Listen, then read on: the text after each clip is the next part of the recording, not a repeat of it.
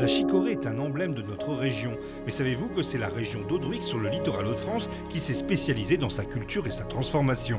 Ce week-end justement, on célèbre cette drôle de racine. Fêtes, événements et visite d'une sécherie que nous vous faisons tout de suite découvrir en avant-première. L'association des racines et des hommes retrace à travers ses visites l'histoire de la transformation de la chicorée, de la racine à la cossette. La sécherie d'El Place, appelée aussi fabrique, a été restaurée en 2016. Mais la chicorée sur le territoire de la région d'Audruic est beaucoup plus ancienne. La chicorée, elle est apparue ici chez nous parce que Napoléon, en 1806, il a fait le blocus du café de nos amis anglais, qu'il n'appréciait pas trop. Donc du coup, comme il y a eu ce blocus, qu'est-ce qui s'est développé en France? Eh bien, la chicorée pour remplacer le café et la betterave à sucre pour remplacer le sucre de canne qui venait des colonies anglaises, entre autres. Le séchoir a cessé de recracher ses fumées blanches de vapeur d'eau à la fin des années 60.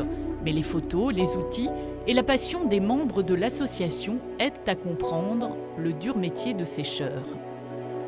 Ici, sur ce plateau, on va étaler jusqu'à 16 tonnes de cossettes vertes. Elles vont passer 24 heures sur cette platine et on a 3 platines. En 24 heures, elles vont perdre un peu de poids puisqu'on va perdre l'eau des cossettes. Des 16 tonnes qu'on a eues au départ, en fin de séchage, il nous restera 4 tonnes. Dans une ambiance chaude et humide, l'activité saisonnière automnale était confiée à des Belges. La fête de ce week-end aura son volet historique.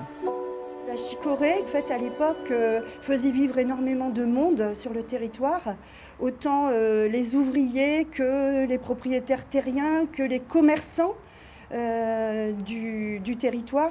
Donc je pense que c'est important de retrouver cette atmosphère, un peu de fédérer tout ça. Pour ancrer le jumelage franco-belge entre Vieille Église et Lichtervelde, cette sculpture sera inaugurée, un hommage aux saisonniers belges.